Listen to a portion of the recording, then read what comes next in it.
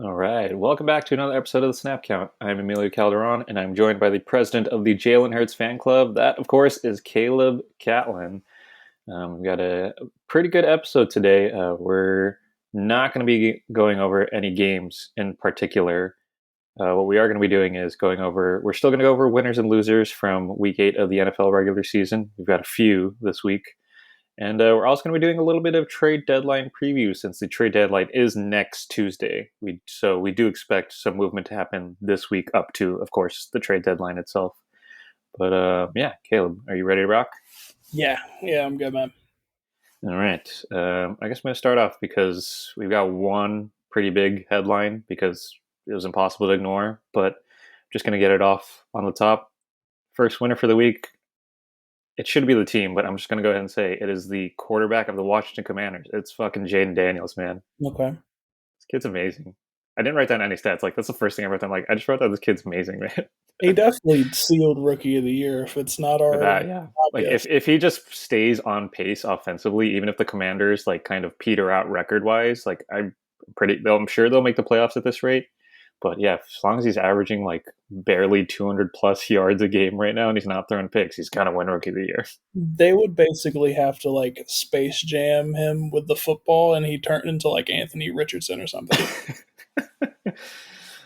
But yeah, I know you said you didn't really get to watch this game.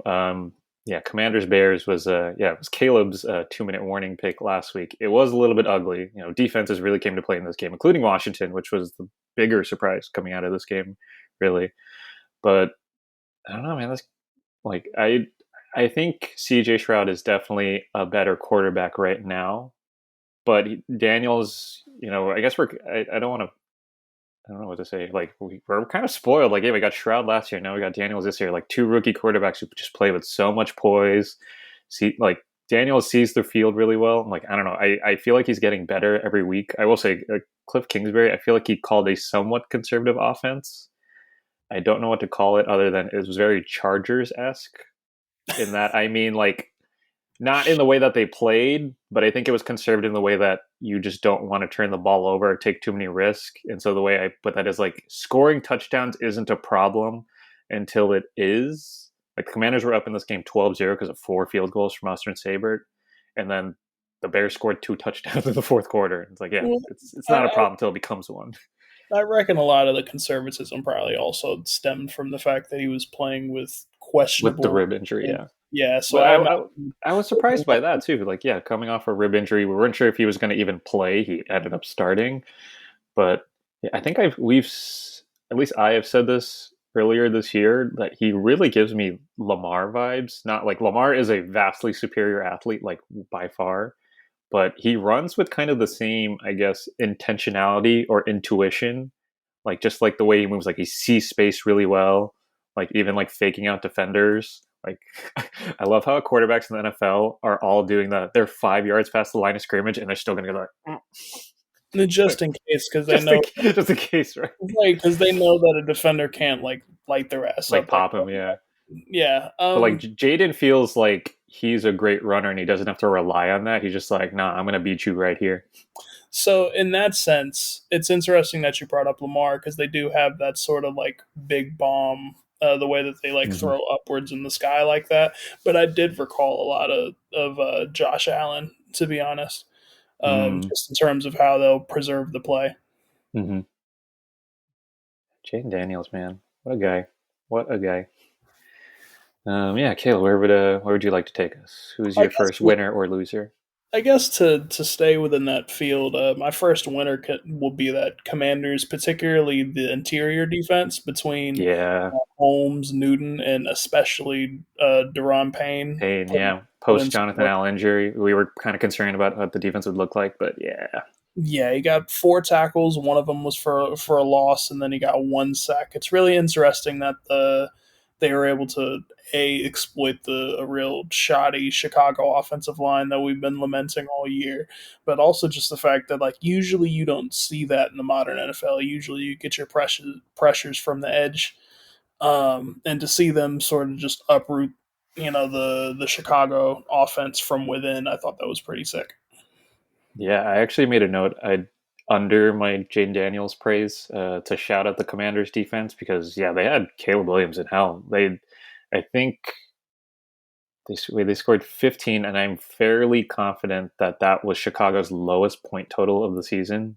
So they came up really clutch. Yeah, it's. I think Caleb Williams went for like 10 for like 20 He something. he It was was pretty horrible the first half. Yeah, like they weren't doing anything in the air really. It's a weird game. It's very ugly. yeah, I wouldn't watch the tape outside of the end. which I mean, we both emphasized at this rate that again, you're not going to win these football games off of running it through DeAndre Swift. I mean, it's just not. It's just not the base. Again, he's like an accessory piece to what you have on that offense. It's sticking with it's funny you're talking about two rookie quarterbacks just like that. Sticking with young quarterbacks, I'm gonna go with my first loser. Is Colts quarterback Anthony Richardson. We have the same loser. Okay, Yeah, this no, we've like overrated. yeah, I wouldn't say we've praised this guy. Like I think we've backhandedly praised this guy because objectively he's a freak athlete, but Yeah, again with the but amount of playing time he had in college and in that, like I know that's like it's a valid excuse, but also it isn't. 10 for 32 though is like Mm. insane, objectively speaking, and it feels almost unfixable. Like I don't know how you instill, some sort of like self control. Richardson is, I get very abstract on these a lot, but Richardson is probably the most abstract, like you should be a good quarterback, but you're not kind of thing. Because when we watch games like what just happened to Caleb Williams, it doesn't like signal to me that he is a bad quarterback. That's more like you had a bad game and the defense like had your number. Like CJ Stroud, his game against Green Bay, like no one came out of the game thinking, "Oh, Stroud is terrible." Like yeah, he had a bad game, but the Packers defense had his number.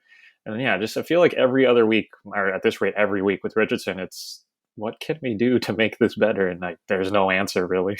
Yeah, and I don't know. This might sound a little crazy as a sentence, but like, I don't know how much he makes reads more so than he just sees like vague opportunities to get a big play off. I don't I know kind how of much get that. he's Yeah. reading the.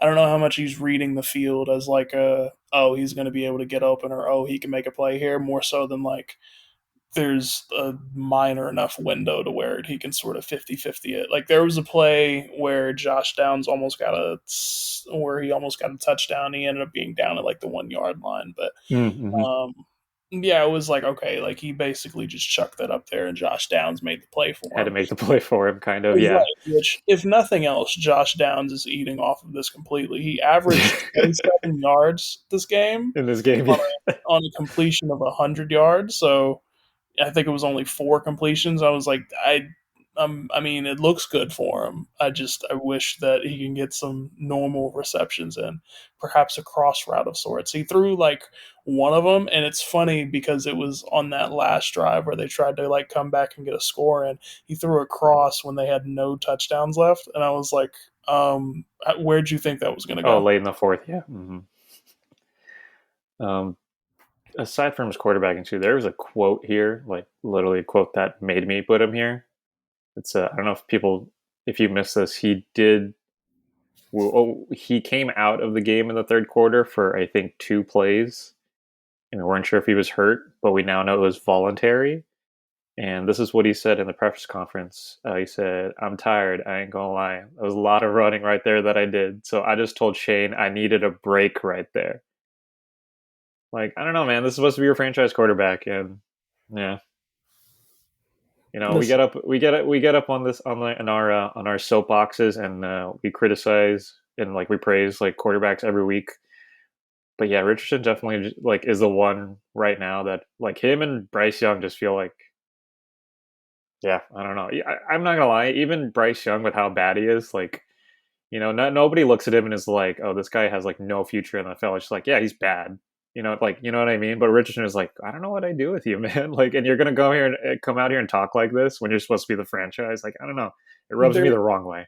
they're like two totally different sides of the spectrum there. like Bryce Young is actively kind of scared to play football, whereas like Anthony Richardson is like, yeah, like he relishes in the fact that he's gonna chuck a 40-yarder up there.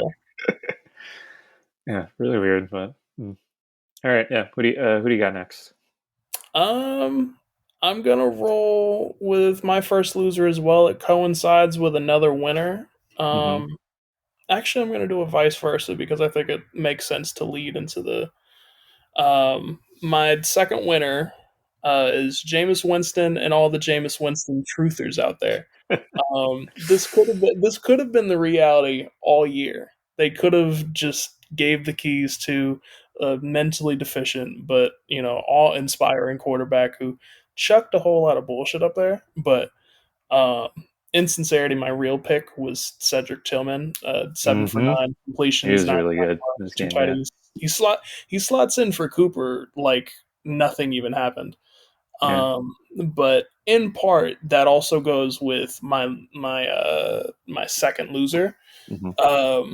This Ravens secondary is Mm, awful. mm, It's brutal, and it's it's not. bad. And it's usually I wanted to give Winston like a lot more credit in this regard, but there was a couple plays where it's just like this registers as like pure sluggishness. There's one play in particular where Winston throws a real fucking shitter for a touchdown, where Njoku has to reach over the corner to Mm-hmm. complete the play while the corner has their back turned the entire fucking Entire time. time. Yeah, There's like he doesn't. no eye I know. contact. Yeah, he There's no doesn't play the ball well at all. Like he he doesn't even doesn't see it. he Yeah. doesn't yeah, he doesn't even play Like the fuck. timing is a little off. Like he's like tracking Njoku, but like he has no sense of like the It ball is doesn't coming and I need to put my hand up. Like yeah, it doesn't even seem like he's tracking. It just seems like he's trying to like finish running the route with him, yeah, which is a fundamental issue in terms of like if you want to play like playoff football. I mean, that's part of why Mahomes, fucks them every year pretty much is because he's able to be like they're not going to turn their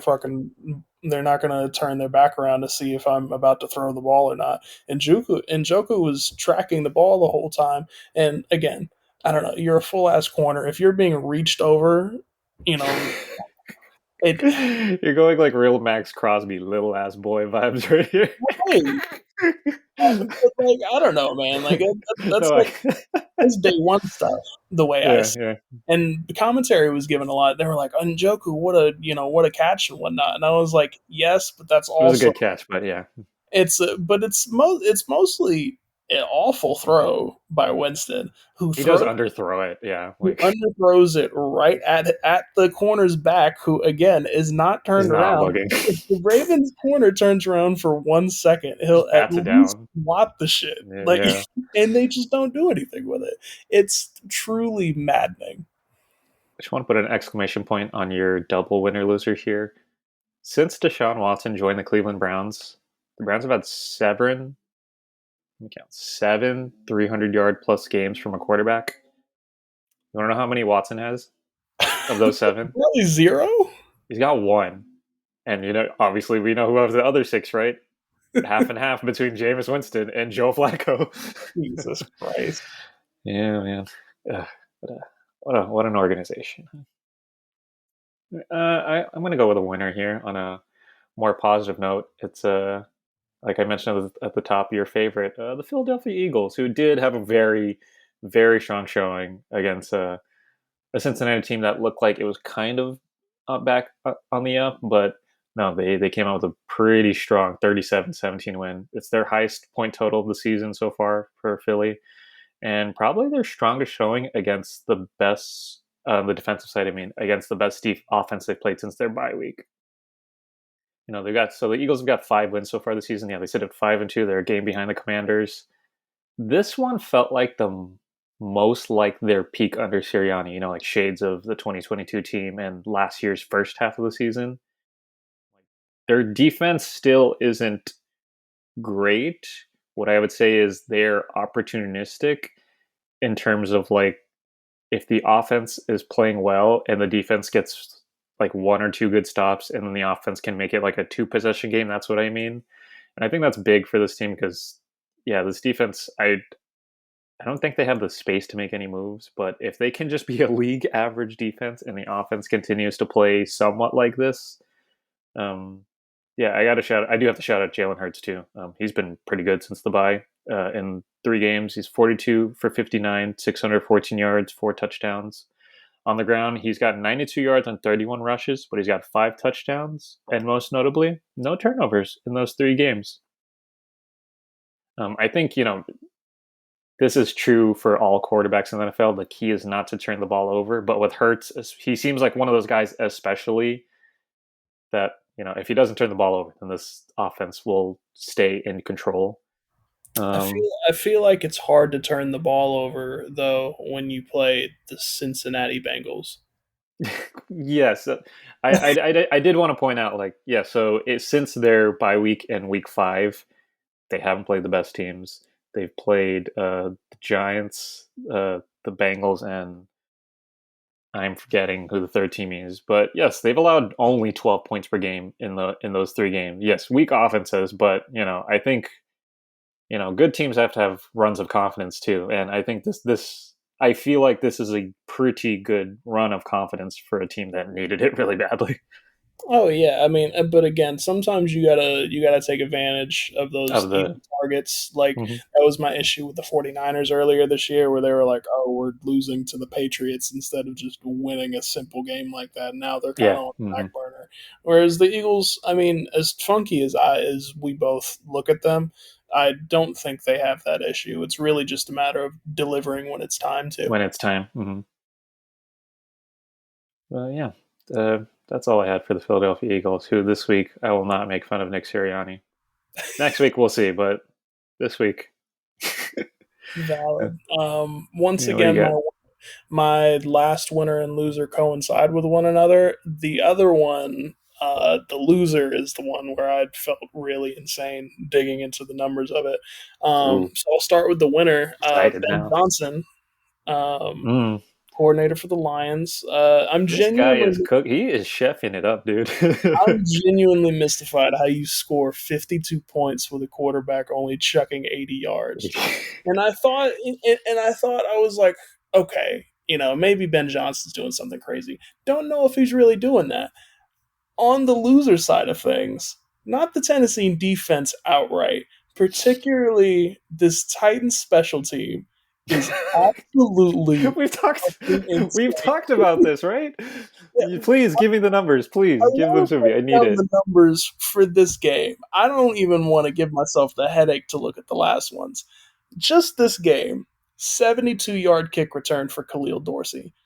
And then 5 returns on the punt side of things for Khalif Raymond. Got a punt return touchdown. And on those 5 returns, he got a total of 190 yards. Oh my It, god. it They averages are the Chargers. See, I knew it. They're the 2010 Chargers. Holy 38 yards a kick. That that's feels insane. impossible. That feels impossible. So perhaps That's the best insane. lesson that I could learn all year is that your special teams might actually determine if you're a good team or a bad team or not. Because Tennessee clearly has the guys outside of, their quarterbacking, which in fairness, Mason Rudolph hasn't been the worst. But besides that, like they've got the defensive acumen, the numbers clearly give them enough. But maybe it's just such a small sample size considering that they're starting probably from like the 40 fucking yard line. They're They the don't they 2010 don't have the Chargers, man. I opportunity told you. they don't have the opportunity to get tired on defense yet. They're just like, yeah, no, we're gonna start already within the red zone damn near. It feels legitimately insane to get 190 yards out of your punts. Tennessee Titans, man. I love how there's always one team a year that we're not sure why they suck, and it's always something like, oh, special teams, or the kicker has missed like 50% of his kicks. Like, I love that. It feels insane because honestly, I looked at everything else they were doing that game and I was like, They're that fine. seems, Like they're actually a that seems decent like a like team. the Titans are actually a very decent team. And if they had like a competent special teams, they might actually be like a barely 500 team, honestly. I just want to know like like what fundamentals are missing for you to be so bad on special teams? Like what sometimes like when we look at an offense or a defense, there's fundamental core values that you're missing.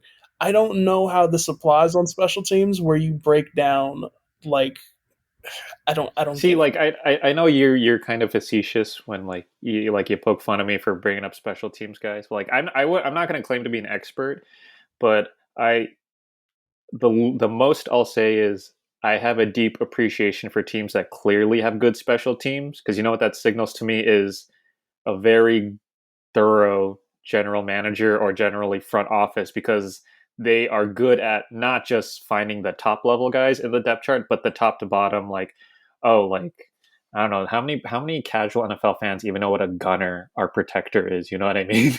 Like Yeah, ever like when people are like, oh, like why do I care about the long snapper? I'm like, I don't know, man. Like you you look might at need to at this rate. you might need Otherwise, to. you're coming up Like with if you're a undrafted Tennessee Titans fan, $1,000. like you should probably know who your long snapper or your or your gunners are, because apparently those guys are not getting downfield, not I'm putting trying to, I'm pressure on the trying to think returners. Literally, I'm trying to think of like what NFL pervert might have to hang the Tennessee Titans long snapper just to make a point. it's funny too because the Titans have a great punter too. Ryan Stonehouse is probably like top five in the league, honestly. Just like pure, like, but like, yeah, like, apparently the rest of the, I don't know. Maybe is the joke here that Ryan Stonehouse has like a gigantic cap hit for special teams, and so everybody else on the special teams is like the minimum guys. They got guys playing gunner out there that are running like 4.6 40s. Maybe that's their problem. Yeah, Oh man, they might be good next year too. That's the other thing. yeah. Like, they might draft a good quarter, but this just feels like such a weird outlier year where it's like, yeah, they probably could have been, won like 7, 8 games. Instead, we're gonna win like maybe 3 of them because we can't guard anybody when we punt the ball away. I feel kind of gross saying this, but one quarterback springs to mind for this Titans team that's in college right now. Perfect time. Ooh. Oh, I'm sorry. Thinking about that, I think about that for any team that you needs think about going into the draft. It's just me thinking about the AP, bro. no, it was Garrett Nussmeier at LSU. It just feels correct to me to put a white boy there. But also Garrett Nussmeier, I think, is a little underrated. I think he's definitely better than, I don't know, fucking Carson Beck at least. Jeez. I mean, if that's the degree that we're working with, you might as well just draft Jalen Milrow at that rate. All right, we're gonna keep it negative because I've got a big loser here, and I feel quite good bringing this one up because I feel so vindicated by their performances this season. But this one is kind of for a different way. It's the New York Jets, who I'd like to point out are 0-3 since firing former head coach Robert Saleh, losing to the Bills, but also the Steelers and the Patriots, which are two games you should win when you're going supposedly all in. Being 2-6 when you're going all in, not great. But I don't know. I will start with saying, the beginning of the year, especially after the week one loss, I was very critical of how Salah has been handling this team, and with retrospect, but still, especially how he handled the QB situation with Zach Wilson. Again, acknowledging it was not 100% his fault. Zach Wilson was not his guy. Like, I just thought he could have handled that better. What is clear to me now is he was not the problem, and there are much deeper foundational problems with this organization. I got some just base stats for you. Devontae Adams in his 2 games with the Jets, he's only got 7 catches on 15 targets. He's got 84 yards, no touchdowns. The defense with Robert Saleh, the team went 2-3. They allowed 17 points per game in 5 games. That's 85 points total. Keeping in mind, they allowed 32 to the Niners in week one when the Niners were like firing. And the 3 games without Robert Saleh, 28.3 points per game, also 85 points in total. And it was the most points scored by both the Steelers and the Patriots by either team, like in their respective seasons so far. Yeah, I don't know. This team is broken. So I wish I'd still had the picture of it, but apparently Zach Wilson is having a better year last year than Aaron Rodgers is having. Rogers was. The Jets at one point were 4-3. People forget. I think they were 3-4 or 4-3. I forget. But you might, if you're good at math, you might notice those are both better records than anything the Jets have had so far this season. I'm Yeah. going to be in solidarity with Robert Saleh here. Yeah, free Gaza. Free Gaza, free Lebanon, up the IRA. Yeah, Yeah, I don't know. I'm not gonna make him feel bad for benching a Mormon. It's fine. Oh yeah, no, like again, don't get me wrong. He could have handled that better, but then I just didn't think it would get to like a next step of like, oh, it's not you, not And just you, it's whatever it, this is. it's not him. And, I can't. It's funny the memes we get to spew on Twitter every week about Aaron Rodgers, which are at this point it's kind of irrelevant how like true any of it is as to like how much influence he has in this team, which anyone could tell it's kind of like a LeBron thing. Like he doesn't run the team obviously, but they're going to listen to him, and whether they say yes or no is at this point irrelevant because they've kind of just dug themselves into the grave really at 2-6. They're basically dead in it. I would like to free Garrett Wilson from this absolute hell that they've got him in. For Devontae Adams, he's officially like I think you have to be a little diluted to keep him in your top 5 wide receivers at this rate. I think he is Not because the talent's not not there, because of the talent, but but because like I agree. he's like willfully bad, damn near. Yeah, I agree. That in a weird way that's the most disappointing thing from the situation because he was inconsistent in Vegas because of his attitude. Frankly, again, didn't have the best quarterback situation, but I mean, even when they traded him there to play with one of his friends, frankly, Derek Carr wasn't great still.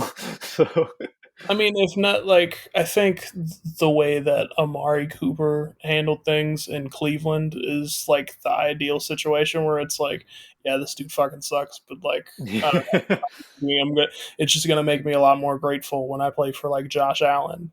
Hmm. All right. Oh, you said that you don't have any more, huh?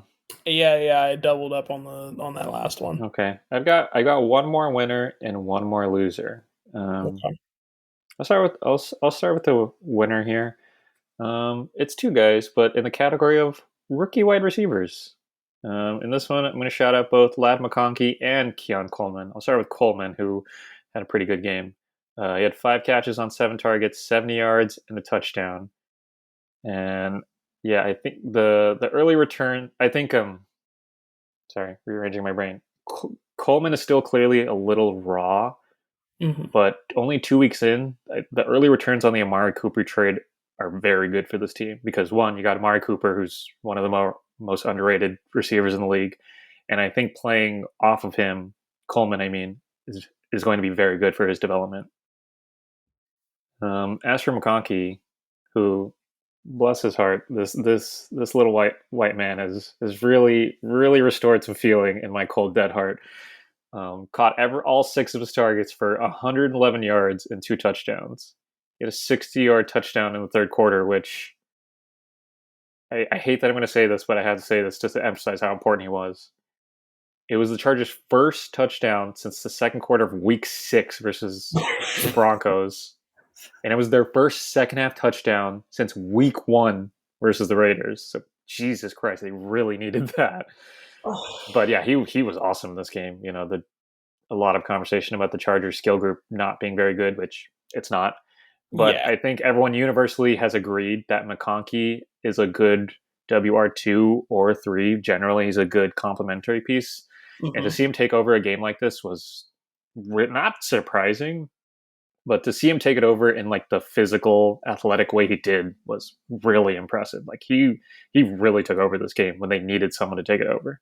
It reminds me in a broad sense, and I mean, obviously, this isn't 1-to-1 because they have more options over there, but it does remind me of like how Ricky Pearsall kind of slots in for the 49ers now that they're without Jawan Jennings and Ayuk, And Ayuk, yeah. where it's like, yeah, sometimes you just need a guy that like can bring the ball in within, in a very broad and general sense, Mm. versus like just a skill group of like random guys, like kind of like how the Patriots do, or Mm-hmm. at worst like last week's Chargers. Mm. Yeah, I mean, McConkey's calling card was as the safe pair of hands in this draft, not just because he was the one white receiver. But I'm sorry, I'm forgetting Luke McCaffrey. I'm sorry, that was racist of me. But yeah, McConkey's calling card as one of the for one of the guys in the first two rounds was that he was the safest pair of hands, and he has shown that. But this past week he also showed that he's incredibly dynamic and he's got run after the catch potential. Yeah, I want to shout them both out too because I still don't think either of them have the tools to be or even eventually be high level WR1s. But I Mm-hmm. think they've both shown that they are definitely WR2 material. Yeah, I have more on the Chargers later when it comes Mm. to trade deadline talks. Hey, that makes two of us. I figured as much. Figured, yeah. I'm interested to see how we're going to align or not there. Well, probably Um, we might have the same one if I'd be I'm surprised if we did, but okay. okay, we'll get there. Yeah, so it means I've got one more to round out our winners and losers from week 8. My losers are defensive backs who log into Twitter. So we mentioned the Commanders Bears game, which we were saying it was in the subtext, but in case you didn't see it, the Commanders did win on the most insane Hail Mary we've seen in a while. Um, Tyrique Stephenson. uh, I'm just gonna go with what I wrote. Tyrique Stevenson had to go on Twitter to apologize after being recorded by a fan because he was too busy taunting the Washington fans to notice the final play had started. And so he does slowly recover and he joins the jump ball situation, but he's the one who ends up tipping it to Noah Brown. um, I don't want to be too mean. I would say it's equally possible he was being sincere, or he was forced to say something, or he's saving face. I don't give it. He's definitely But regardless, it's objectively one of the funniest things I've ever seen in my life. Like the image of him just like with his hands up like this, and that you can see in the photo there's Bears fans pointing at the line of scrimmage like the play started. Oh my god, this was like the Bears fans were like, cheering as well. Like there was a video of Seth Rollins and his crew like jumping for joy before the play even starts, and then they move the camera back over to him when the tip happens, and their face sinks. I'm just like, sometimes you gotta shut the fuck up until the game's over. Like even CJ Stroud, with all he was like, yeah, we got this game in the bag, but like also we need to respect the fact that like the Colts might Mhm. do something insane, and they don't celebrate until the game's fucking over.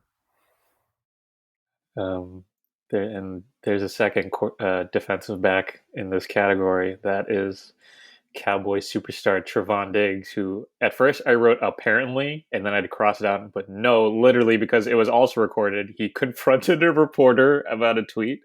Yep. So Mike Leslie is a reporter for WFAA in Dallas, and he tweeted, "quote What is Trevon Diggs doing on this play?" And the play was George Kittle's touchdown. Diggs was playing man coverage and he gets taken away from the route, but he does seem to recover, but he doesn't. It's kind of hard to tell. It seems like he doesn't make enough of an effort to cut Kittle off earlier in the route. Like he pushes him out of bounds, but Kittle reaches for the pylon, and you could argue he could have, I don't know, made a better effort to cut him off like a few yards earlier. And so Diggs, after the game, I would like to emphasize this, his pads are still on. The guy has not taken them off or gone to the shower. They're still on. He Bro leaves picked the immediately. immediately following, like the first thing he does is look at Twitter. Like I don't know. Well, yeah, he comes out of the locker room with his pads on because the reporters are waiting outside still. They're not even in. And he says, and I quote, yelling, "You don't know football. You can't do nothing that I do. Stop playing, bro. Talk about these nuts." Like, That's mind you, people who are still doing these nuts jokes at this yeah, rate. incredible. Like, there's so many layers to this. Mind you, Incredible. not even a joke. He said that in sincerity too. Insincerity, like he was mad. So unk coded at that rate. Like It's somehow both unk and also like you're 12 years old. Like what? I want to say Mike Leslie had the perfect response. He replied on Twitter. Well, replied on Twitter. He replied to, he quoted someone else's video of it and he said, Trevon just came out of the locker room to approach me about this tweet. He said, I don't know football and I can't do what he does. Space. He and I are in agreement about that. Space. He didn't offer an answer as to what he was doing on the play, however. Right, like they like showed the camera Oh back my at god. him when that interaction happened, and I just remember him just being like what the. Of course, I can't do. That's always my big thing. Like when my pops, I had a Russell Wilson takedown about his first start or whatever, and he was like, Uh-huh. "You hating a little bit." He was like, "Clearly, he was like, you can't make those throws." I was like, "That's the laziest shit that you could ever say to me." Like, I don't know, man. Just because I'm not a fucking cornerback does not mean that I also don't have two fucking eyes. Oh man, what a week! Like this NFL season is the gift that keeps on giving. Yeah, that does it for our winners and losers from week 8. God, seriously, this season just such great entertainment. Really warms my heart. And I still don't like. I guess I'm still kind of at that same place as I was at week 1, where it's like, yeah, the Chiefs probably got God, I hate it. Hate it here. Yeah, so we're done with winners and losers. Means we're gonna move on to some trade talk. We're gonna suggest. No, no, we're just gonna suggest some moves. Really, I mean, I've got a few. You've got a few. Where would you? Where? I'll let you take the floor first. Where would you like to start? I would like to start with the most absurd one first because Oh, you want to? Okay. I'm certain it's not going to happen because they're likely going to fire the coach first and then go from there. But Mm-hmm. I would like Joe Burrow to stand on business and say, "I want to get the fuck out of here." Now, um, I listed a couple different places. Oh, Obviously, you really did this. Wow. yeah. No, no, no, no. I'm not joking. I legit thought about what would be the best fit for him, theoretically. Again, they're probably not going to do it. They're probably, what they're probably going to do? The Bengals are going to fire Zach Taylor. Zach I Taylor. would Yeah. do it right now. I would fire Zach Taylor today. Matter of fact, once this podcast is over, I'm going to be a little upset if I don't see him fired after. But it's not the point. They're going to fire Zach Taylor at some point. Probably hire Ben Johnson or Mike Vrabel. Mm-hmm. But I think regardless, because of their money situation and because the vibes are just so awful, I want Mm-hmm. Joe Burrow to ask out real bad. And I've got 3 places. My first one is mainly off connection alone. They don't have the money Sorry, at this is so funny. all. This is hilarious. I can't even lie. I would like to apologize if Kane is listening to me bad to the Bengals right now, but it light that team on fire. This shit is, it's This brutal is to so watch. funny. I'm And sorry. mind you, Burrow's having a great year. I think he's only had like 2 turnovers this year on like 15 touchdowns, something along those lines. Having a great year, Mhm. all things considered. All things considered, yeah. But the Bengals fucking suck, and they need to be shot in the sun. So, first team, I'm pure sorry. association. They don't have the money for it, but I think the vibes would be good to see Burrow in New Orleans, obviously. But the 2 serious ones that I want to see him in, want to see him play for the Broncos. Hmm. Um, Broncos, a winning organization? Question mark. I'm as surprised as you are, considering that they're I think they're 5-2 right now. 5-3, yes. 5-3 when Bo Nix is their quarterback, and he's the one part that gives me the most pause as to how serious they are about this. Mhm. So you slot Burrow in there. Who's to say they're not a playoff team? The other one, obviously, we both took shots at him. We both had him as a loser. I want to move on from this Anthony Richardson thing. Now, I don't want them to go back into the draft. I would like the Colts to give up 2 first-round picks at least. Get Joe Burrow Well, that's and move on. Because Shane Steichen, theoretically, you still keep Joe Burrow with an offensive-minded coach, and you've got, for maybe the first time in his goddamn career, a legitimate defense with, real strong pass rush, solid secondary. I think Burrow on the Colts is like legitimately I'm good. sorry. This is honestly the funniest thing that's happened on this podcast. I want to see it, bro. It's like I understand, but it's honestly so it's funny. not gonna happen. It's not But gonna I happen. just kept sitting there, and I kept looking at the Bengals box score, and I was just like, they don't deserve this. The Bengals don't deserve this good quarterback play, legitimately. Especially if they're not gonna re-sign give Jamar Chase his extension, and B, not give anything to T Higgins. So, I mean, what happens after this season? What do you re-sign him? Then what? He didn't address anything on defense. That was incredible. You've really swept me off my feet here. The Truly speechless. Bengals are cooked. They are cooked. And I would like for Burrow to be like, hey, I'm tired of waiting around. I've been playing good. I would like to play for a serious organization with a real offensive line.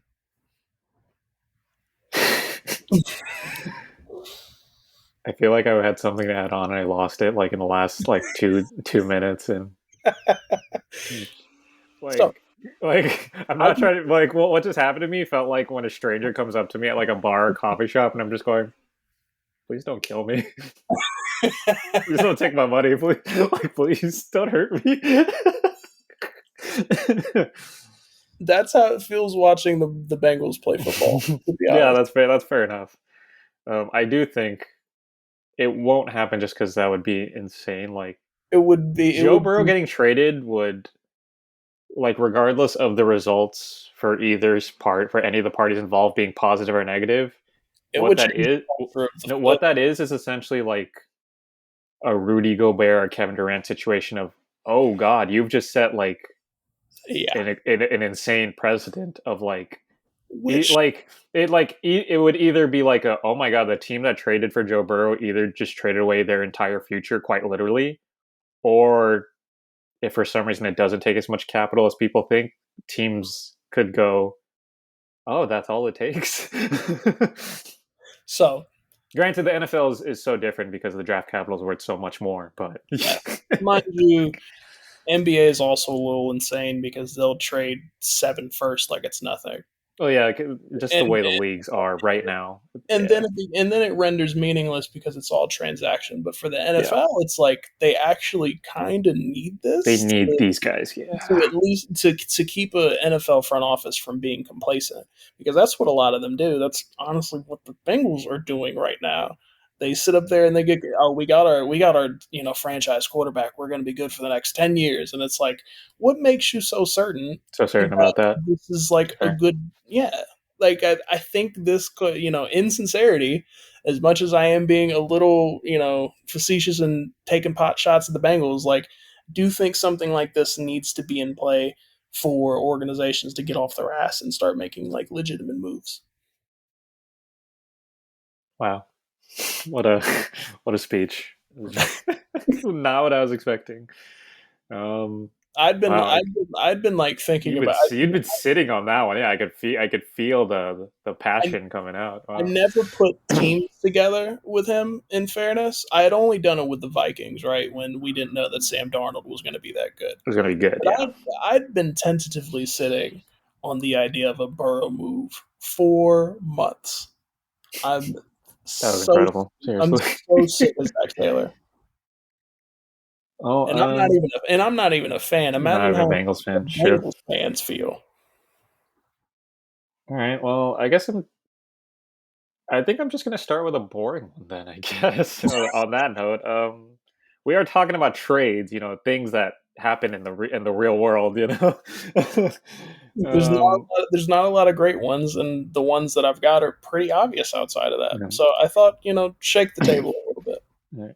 Yeah, I'm gonna start with a boring one. Keep it at home with the Los Angeles Chargers, but I think this one's like not a slam dunk, but it's a pretty easy one, and it's just trade for David Njoku, man. Like, Yeah, so we got Jesus, 1. this offense is, again, you got a really great game out of Lad McConkey, and he's shown more than enough that he is a guy. He's not the guy, he is a guy, and he's not a jag either. If you heard that one, just a guy. He is a guy for sure. I will say, as a little note here, as an extension, winners and losers, the Panthers kind of became winners this week after Christian Kirk broke his collarbone. So Deontay Johnson is by far and away the best receiver on the market. Yeah. That said, I don't think he's a good fit for this Chargers team Hmm. because I think with this team, you need a guy with size for sure because that is what they're sorely lacking. Like a guy like whether he's the one or the two per se, you need a guy with size. And so David Njoku is just like real easy fix there. Like I think Johnson is a great wide receiver. He's a significant upgrade for this team, but it doesn't necessarily add a lot per se, rather than injecting talent. And the Chargers don't need just an injection of talent. They do need a good like roster to field.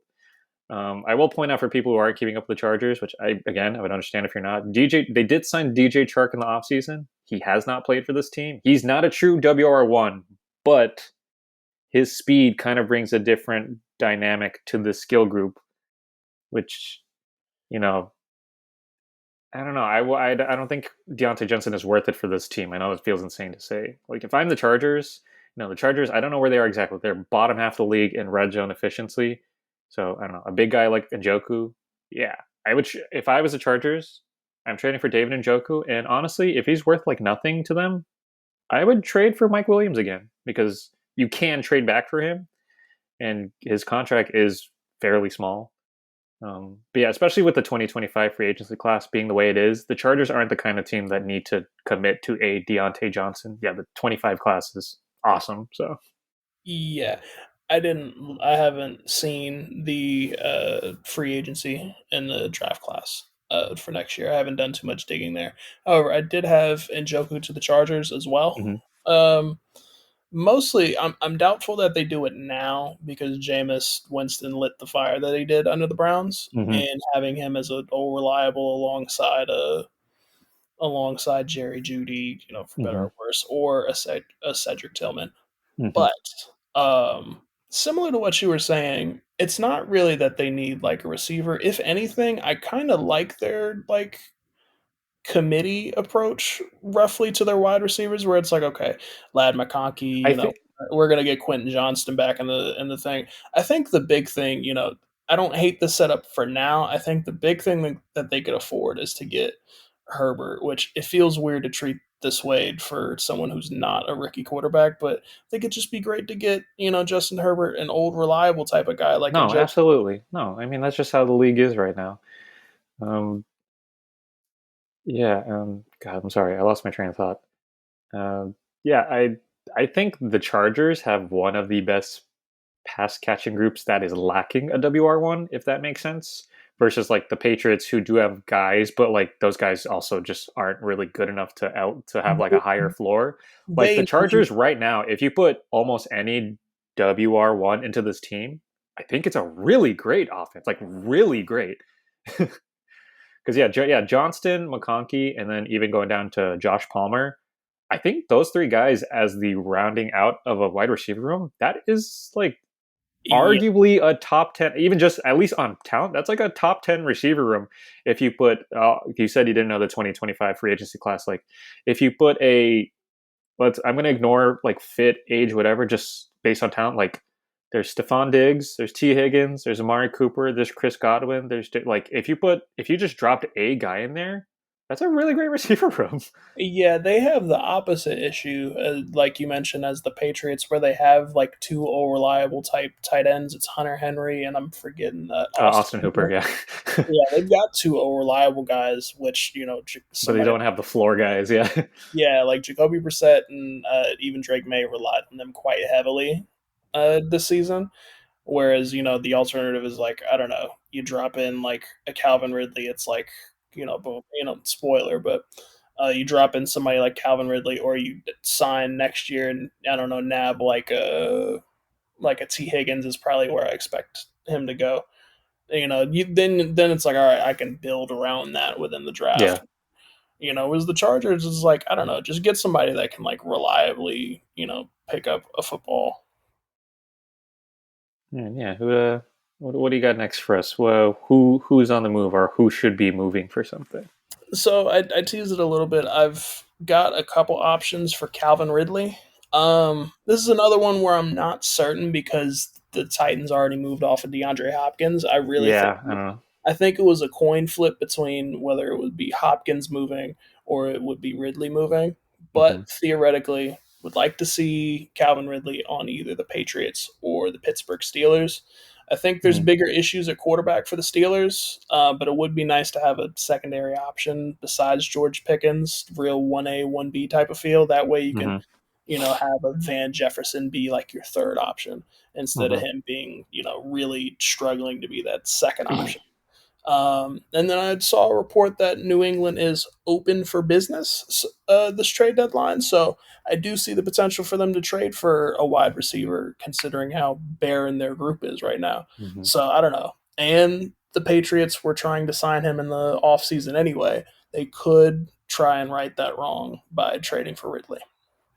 The problem with Ridley is his contract, which he just signed, and so it's a real headache to move him compared to a lot of the other guys we've mentioned. I think that is why he isn't getting mentioned a lot. Yeah. But your potential for trading him, which I understand lies in the Titans are not very good.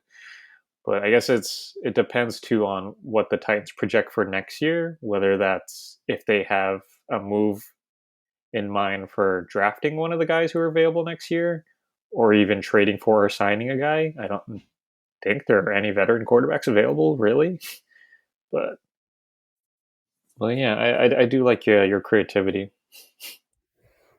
Could see. Basically, I am proposing trades, and you're hoping that talented people go to better places.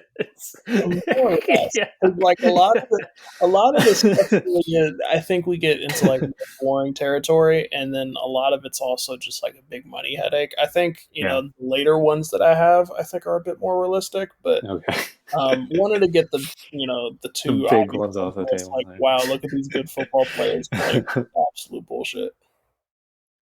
Right. This one is really short for me, and I don't have a super succinct answer for it, but I think it is a storyline that a lot of people aren't realizing just unfolded in front of us, and could be a big deal, especially in this division. The Tampa Bay Bucks. I wrote down. You kind of have to decide what your future looks like right now because Chris Godwin did just break his ankle, unfortunately, and he's in a contract year. So I I'm not sure how they feel. I kind of just on vibes. I don't have any info on this. I kind of feel like the Buccaneers would still be willing to re-sign him even on like another 1 year, That, probably.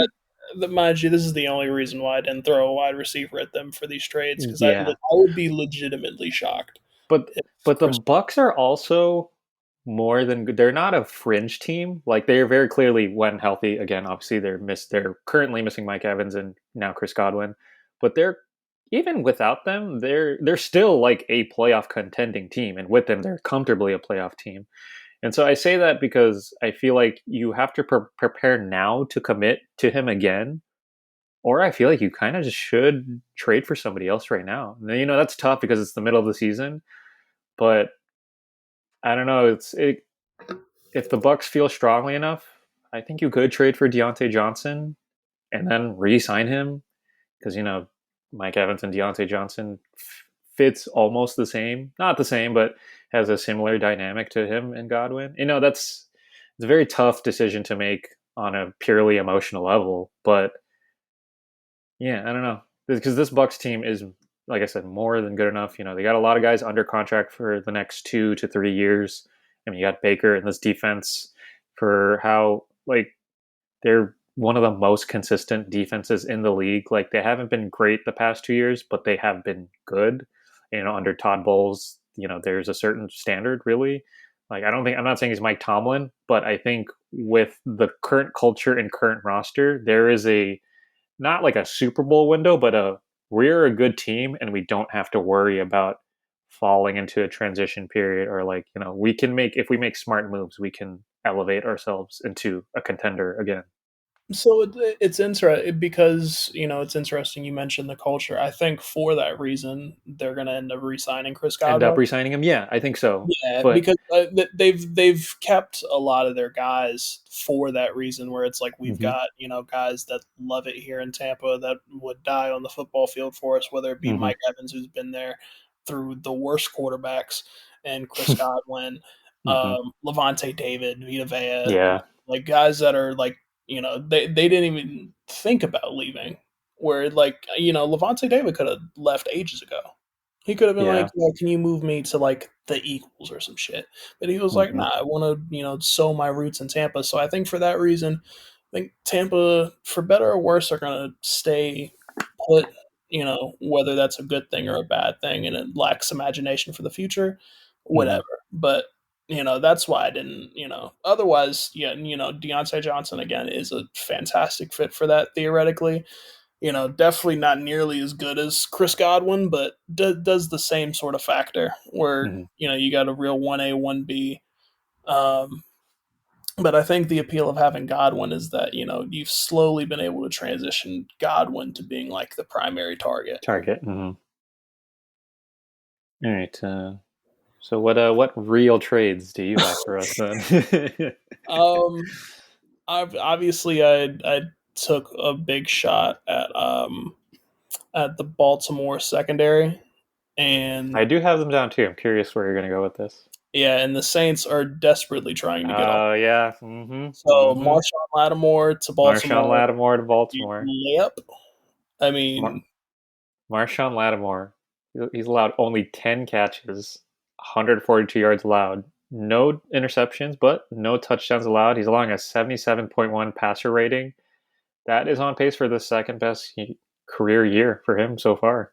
I yeah. mean, My it's only good. pause is that they did lose Adebo, so I am a Yeah. little wary that they'll probably keep him. But I think for the right price, I think Baltimore would definitely jump on that. I also threw out as a question mark. Again, I doubt this for other reasons, but Honey Badger I could also see in a Baltimore type of setting. Mm. I But think that both, would be too tough given Kyle Hamilton's role. yeah, Like, I which is kind of why, get it, but yeah, which is the only I put that was like my fifth one where I was like question mark because I think Honey Badger could fit in a lot of places, but I'm just not sure where it makes the most sense for him. most sense, That yeah. one we He's can visit later down the line, but he's in particularly, like a weird purgatory of, he's still like one of the better safeties in the league, but it's like the safety position right now is, what team really, what contending team really needs a safety per se, and are they willing to give up capital for it? hmm and that I was going to revisit that later, but since I was on the topic of Baltimore, I thought I'd briefly bring it up. Um, but particularly for Marshawn Lattimore, obviously Baltimore is the layup. But I Mm. did throw out a secondary team. Mm. Um, I could also see him next to Buda Baker in Arizona, Hmm. That's interesting. which again, Huh. our big issue with Arizona is the fact that their defense is admittedly scrappy and could use a set of like solid hands besides Buda Baker. So I think hmm installing a Marshawn Lattimore type at least sets up their secondary for the future, where hmm Marshawn Lattimore could, I don't know, groom the next corner that they draft or something along those lines. I think it would at least install some movement for Arizona, which I have for another guy later on. I'm going to piggyback off this because I did have the Ravens trading for Marshawn Lattimore. I think it makes perfect sense. Well, I guess before we go any further, Lattimore is under contract until 2026. And so for the Ravens specifically, this is another money headache, Hmm but you can kind of make this work. I think the Ravens still have like $5 million in cap to work with this year. And so it would take a lot of contract restructuring, I think, on their side before they even moved for him, and maybe even including moving a guy in that trade. But yeah, I don't know. That one feels like the most realistic slam dunk of the season, if that makes sense. Other than a team trading for a wide receiver. Yeah, there wasn't any obvious like other corners that I can think of, and I obviously the Saints are in cap hell right now, so I know they're looking to move off of someone, even though he is great, Marshawn Lattimore. I think they're just like, we got to do something, whether it be moving no, Cam Jordan. it's very much how before they won on Thursday night against the Vikings, how people were talking about the Rams trading Cooper Cup. And then the way the NFC West is shaking out, it's like, no, it's very clear now they still have a chance, so they don't want to pull the trigger on that now. I wanted to piggyback off your Marshawn Lattimore to Baltimore speak, because I had a second team who I think should reinforce their secondary, and we've talked about them a few times already because the Commanders, again, at 6-2, are in the driver's seat for the NFC East and are most likely, like it seems near impossible, they don't make the playoffs. They have a lot And of. I will point out they have a lot of cap space. They can easily make this move work. But the caveat here is I think it's just really, if they made this move, do you want to mortgage your future with Jayden Daniels this early? I don't think they would want to. But That was I did have other options for them. that was the other reason why, like, again, Washington was another question mark that I had for Honey Badger, where I was just like, Mm, again, you're kind of wanting to install something pretty concrete within a pretty raw and scrappy bunch on the defensive side mhm. of things. But really, it's just like, I don't know, anything for the Saints to move off of some money. I mean, they just extended Camaro, which, is really more of a culture thing, more so Culture than, thing, yeah. oh, we need Camaro. But yeah, the Commanders actually, we shouted out their defense, had a great showing against Chicago. I think I've shouted out their cornerbacks before. Mike Sanderstill, who they drafted this year, and Benjamin St. Juste, who I think are good, but it's very clear they're not CB1s.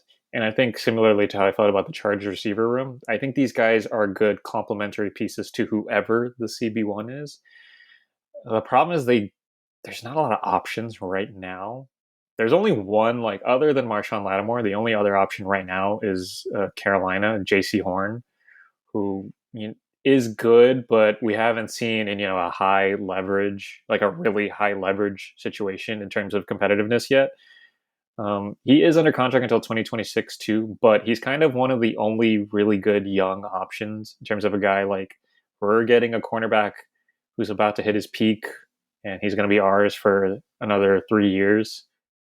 I did have two older guys who at the very least, are worth taking a flyer on because they cost like nothing. The first one is Giants corner Dory Jackson. He's in a contract year.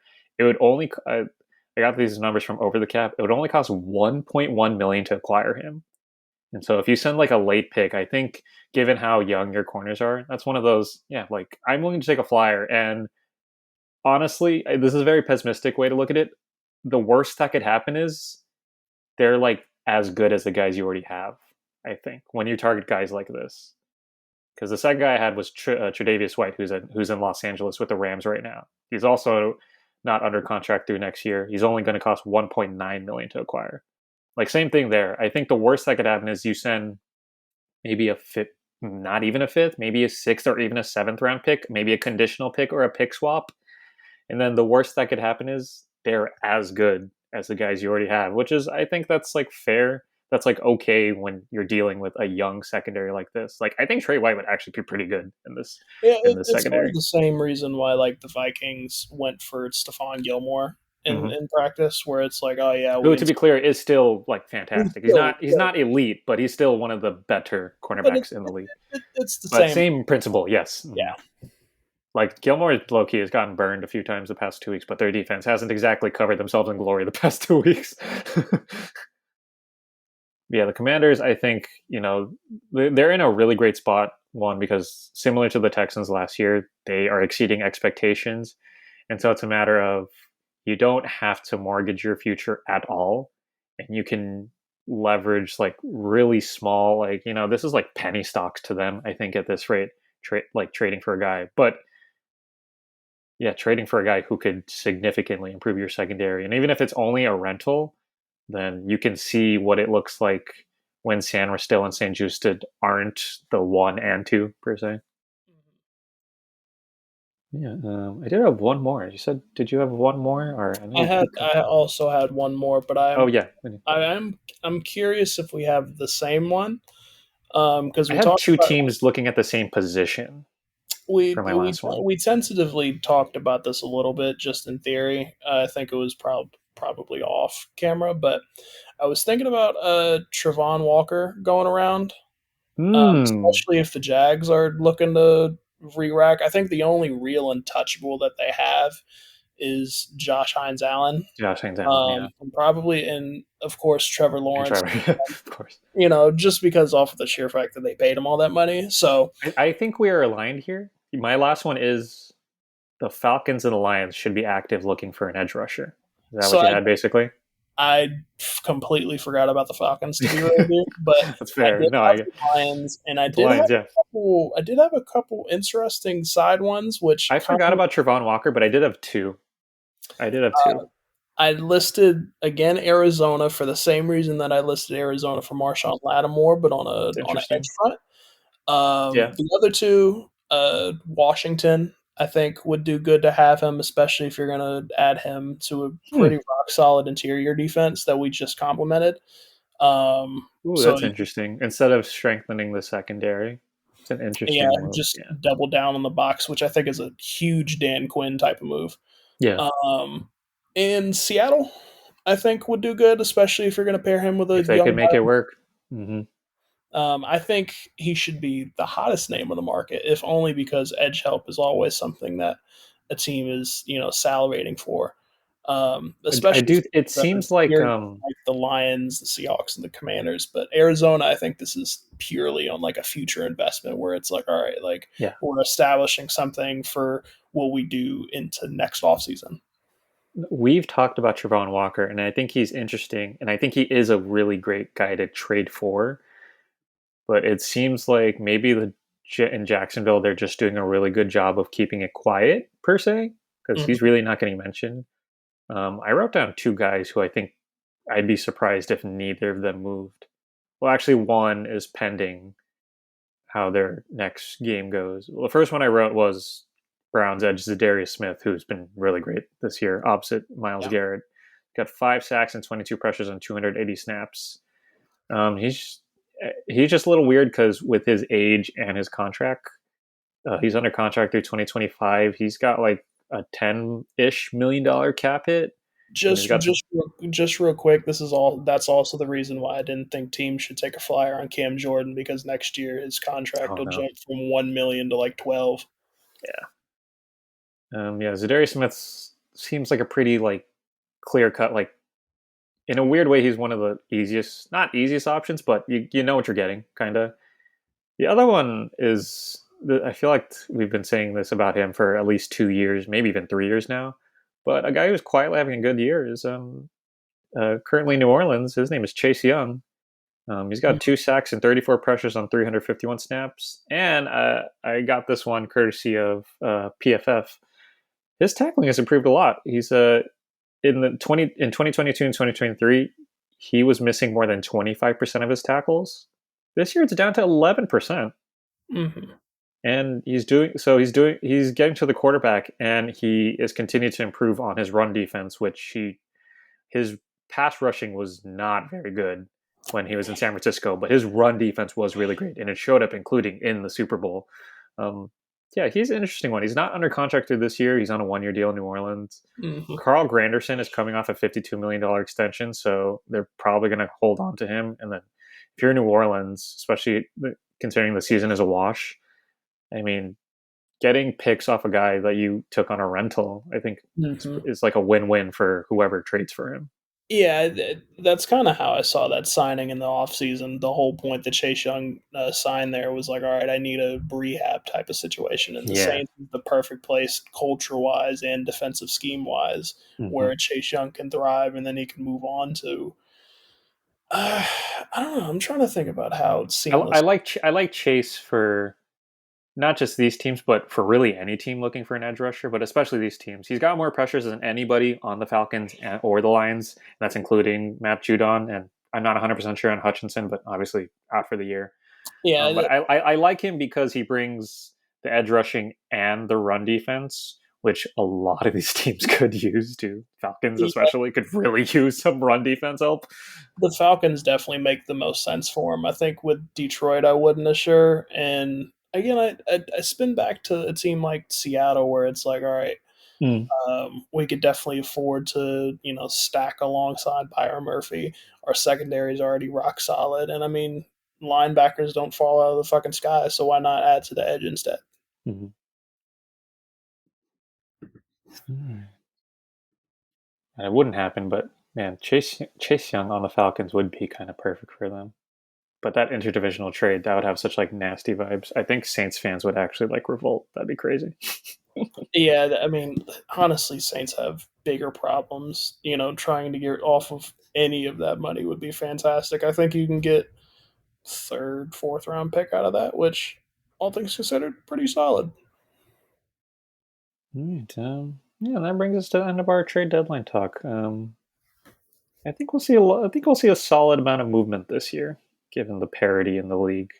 What did you think about the Chiefs trade? Not for Hopkins, but they just traded For for Josh Uche. Yeah, that was an interesting one, but I think it only took a 6th round pick.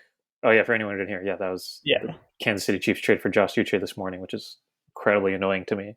Well, But something about that just registers as like blood witchcraft. Like I think it's probably going to be important in a playoff game, and it's going to like make it. no, but in a weird way, I think with middle of the pack teams, Josh Uche isn't super appealing because you're not sure if he'll actually elevate your pass rush per se. But with the Chiefs, because of how great their defense already is, it's like a 6th round pick. Yeah, whatever, man. He's still young. He's only I think 26, 27. It's probably going to. I think that's probably going to help a team like the Can you hear Chiefs. that? Yeah. Yeah, they're coming for Steve Spagnuolo right now. So God. All right, well, yeah, that brings us near the end of the episode, which means we've got the 2-minute warning. We've kind of mentioned this in roundabout ways before, but I'm going to start because I've got a funky game choice. Like I'd be surprised if this is your game choice. Okay. I've got the Chargers at the Browns, and it's not going to be a pretty game at And all. I But I actually do think this is. Huh? I did think about it. You thought about it. I think it's more not just the game itself, but the potential butterfly effect this could have on both teams and in their divisions, especially.